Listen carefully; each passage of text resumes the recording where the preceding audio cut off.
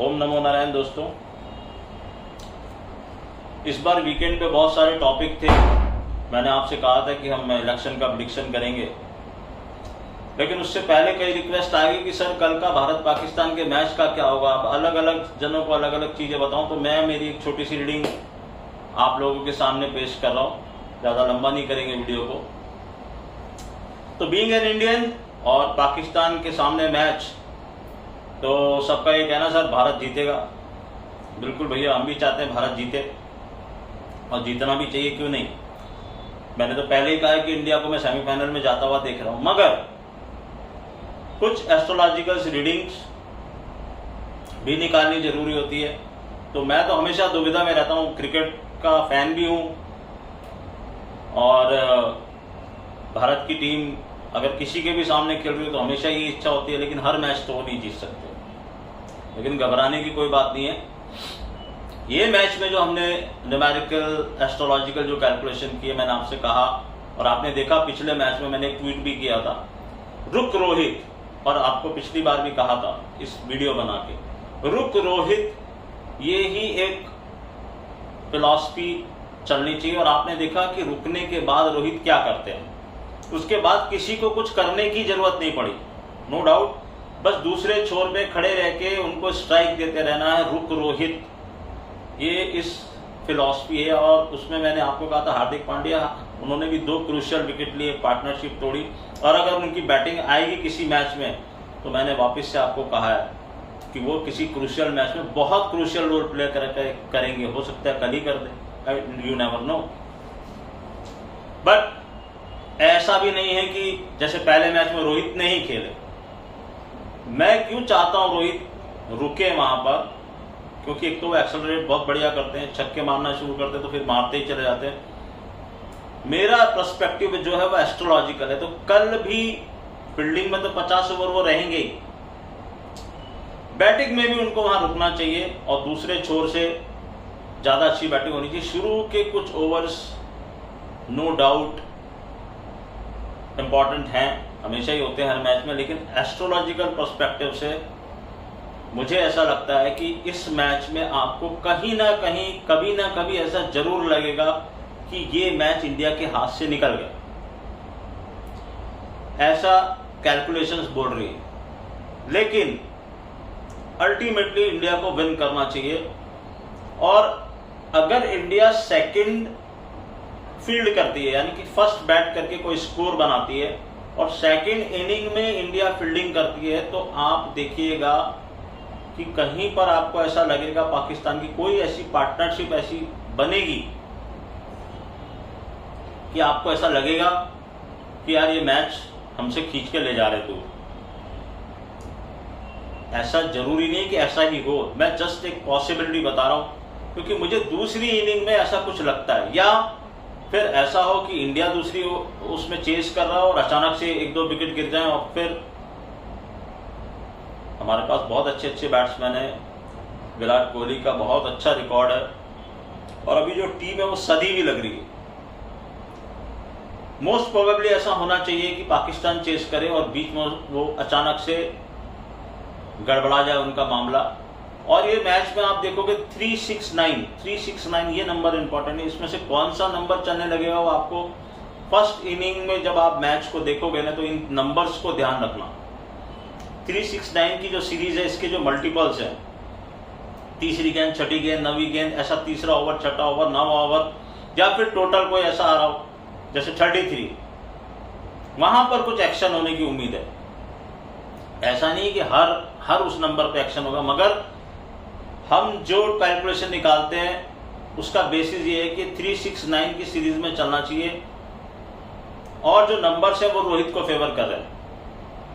बाबर आजम का date of birth हमारे पास है, बर्थ चार्ट नहीं है, रोहित का तो बर्थ चार्ट भी है, लेकिन बाबर और इसकी तुलना करें तो फिर नंबर्स रोहित को फेवर कर रहे हैं।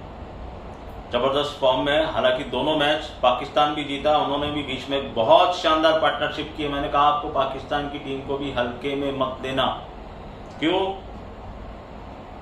उनका 30 अक्टूबर तक का जो टाइम है ना, वो अलग तरह से खेलेंगे और 30 अक्टूबर के बाद एकदम अलग तरीके से खेलेंगे। ये जस्ट मैं उनकी हॉरोस्कोप देख के बोल रहा हूँ। वहां पर राहु केतु की पोजीशन चेंज है, राहु उनके 12th हाउस में आ जाएगा 30 अक्टूबर के बाद। एनीवेज, और एक मैंने आपसे कहा था कि कुछ एक ऐसी टीम जिसके मैं जिसके नंबर्स देखना चाहता हूं, तो वो अब होने के बाद बोलने से आपको लगेगा कि मैं ऐसी बोला कि वो टीम मेरे लिए साउथ अफ्रीका थी। तो वहां उनके नंबर्स बहुत ही पावरफुल तरीके से दोनों मैच में प्ले किए हैं। उसी टीम को मुझे देखना था। कल का भी मैच और जो पहला मैच उन्होंने खेला उसमें भी आप देखिए जबरदस्त वो लोग खेल रहे हैं और वो एक रोड़ा बन सकते हैं, लेकिन उनकी एक फितरत है कि वो इंपॉर्टेंट मैचेस में जाके चोक करते हैं। और उनके एक बहुत ही इंटरेस्टिंग बात आपको बताऊं कि जैसे यहाँ रोहित एक बहुत ही बढ़िया प्लेयर है, बहुत ही स्ट्रांग प्लेयर है, बहुत ही कूल है। बैटिंग में तो आप बोल सकते हो वर्ल्ड के टॉप 5 बैट्समैन में उनका नाम है। तो उनके फील्डिंग डिसीजंस, कूलनेस, और साउथ अफ्रीका में ये उल्टा, उनका सबसे कमजोर प्लेयर उनका कैप्टन है। उनका सबसे कमजोर प्लेयर उनका कैप्टन है। लेकिन अब यही एस्ट्रोलॉजी है, उसके नंबर्स और उसका जो ओवरऑल पिक्चर दिखाई देती है, उसकी जो नंबर्स की जब हम कैलकुलेशन करते हैं वो बहुत स्ट्रांग है। और वो सबसे कमजोर प्लेयर उस टीम का। मुझे कभी भी नहीं समझ में आता why he is captain and why he is in the playing 11, but he is in the playing 11 and he is the captain. क्या कर सकते हो?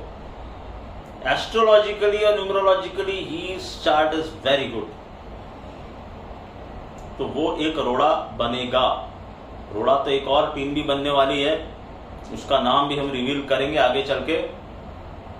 तो अभी कल के मैच के लिए 369 की सीरीज, इंडिया कहीं ना कहीं आपको जरूर ऐसा लगेगा कि मैच आपके हाथ से निकल रहा है, लेकिन जब हम इतने सारे देशवासी मिलकर दुआ करेंगे उसमें बहुत बड़ा असर होता है। तो आप देखोगे कि हम विनर बन के निकलेंगे। ये मेरी एक कैलकुलेशन है। इसमें हो सकता है बीइंग एन इंडियन में बायसनेस हूं और पाकिस्तान के खिलाफ तो कभी भी हम हारना पसंद नहीं करते, लेकिन क्रिकेट बहुत अच्छा होगा। एक चीज जो मेरे को थोड़ी सी खटक रही है, मुझे जो कल का गोचर है, एक तो ग्रहण के दिन मैच रखा है। अब बात तो ये है कि ग्रहण लग तो नहीं रहा इंडिया में, लेकिन फिर भी आप हो तो पृथ्वी पे ही रहते हो ना, तो कहीं तो ग्रहण लग ही रहा है। तो मेरा ये मानना है कि ग्रहण लगने ना लगने से वो सूतक और वो सब चीज अलग चीज है, लेकिन ये साइंटिफिकली हम देखें तो ग्रहण का असर तो होगा। तो या तो किसी को चोट लगे इस मैच में, किसी मेजर प्लेयर को, दोनों टीम में से किसी के भी एक मेजर। अब हर एक के हॉरोस्कोप हमने देखे नहीं, किसके कौन से घर में जाके ग्रहण हो रहा है मालूम नहीं, तो वहां प्रॉब्लम हो सकती है। और दूसरा, मैच में कोई व्यवधान ना आए, इसका थोड़ा सा ध्यान रखना है। नो डाउट सिक्योरिटी बहुत टाइट होगी और होनी भी चाहिए। भारत पाकिस्तान का मैच है, अहमदाबाद में है, तो मैच में कोई व्यवधान ना आए, मैच अच्छे तरीके से हो। और जो इतनी लोग उत्साहित हैं, कई लोग यहाँ से स्पेशल ट्रेन चली हैं बॉम्बे से अहमदाबाद के लिए। मैंने सुना है टिकट की कॉस्ट भी बहुत हाई है और अहमदाबाद इस पूरा कल खचाखच भरा होगा, स्टेडियम भी, शहर भी, होटल्स भी। तो उन सबको मजा आना चाहिए और मजा दुगना हो जाएगा जब हम जीतेंगे। तो कल रात को सेलिब्रेट करने के लिए रेडी रहिएगा। हो सकता है मेरी थोड़ी सी बायसनेस हो इंडिया की तरफ, लेकिन फिर भी मैंने कोशिश की है और कोशिश बड़ी ही स्कूल माइंड से कोशिश की है। और ये कोशिश पहले ही कर चुका था कि मुझे रोहित के नंबर बहुत अच्छे दिख रहे हैं। हालांकि इस मैच के हारने जीतने से कोई फर्क नहीं पड़ता इंडिया के सेमीफाइनल जाने में, लेकिन अगर जीत गए तो वे बहुत थ्रू हो जाता है। इसलिए मुझे लगता है कि हम जीतेंगे, इंटरेस्टिंग मैच होगा। कहीं ना कहीं ऐसा जरूर लगेगा कि इंडिया शायद इस मैच से पलड़ा उनका थोड़ा सा ऐसे ड्विंडलिंग जो बोलते हैं ना, एक बार ऐसा लगेगा कि पाकिस्तान की टीम हमें। और जैसे ही आपको ऐसा लगे, जैसा याद कीजिए मेरा वो प्रेडिक्शन जो आईपीएल में हमने किया था, आपको लगा जैसे ही गुजरात हावी हुई तो आप लोग सब सोचने लगे कि अब ये गुजरात ये मैच जीत जाएगी, और वहीं से मुझे ये कंफर्म हो गया कि अब चेन्नई को कोई नहीं रोक सकता। तो ये कहते हैं ना कि ये एक एस्ट्रोलॉजिकल कैलकुलेशन है, या इसको कहिए कि हमारा दिमाग उस तरह से सेट है, नॉर्मल ह्यूमन बीइंग का। और बीइंग एन एस्ट्रोलॉजर मेरा दिमाग उस तरह से सेट है कि मैं हमेशा वो देखने की कोशिश करता हूं जो कि नेचर इंडिकेट कर रहा है। नेचर वहां ये इंडिकेट कर रहा था कि ये नीचे जाके, जिसको बोलते हैं स्प्रिंग है, वो नीचे जाके उछलेगा एकदम से। तो ऐसा अगर कहीं इस मैच में हो जाए तो आप समझ जाना कि भैया ये मैच हमारे हाथ में आने वाला है। खास तौर से अगर पाकिस्तान सेकंड बैटिंग करता है तो ऐसा जरूर होगा। बाकी आई डोंट नो, कोई कभी भी बैटिंग करे, कैसे भी करे, ये मेरी एक छोटी सी कैलकुलेशन और कोशिश है। मुझे नहीं पता कौन टॉस जीतेगा, क्या होगा। मुझे ऐसा लगता है कि पाकिस्तान चेस करना पसंद करेगा, तो और चेस करने में वो कहीं ना कहीं मार खाएंगे।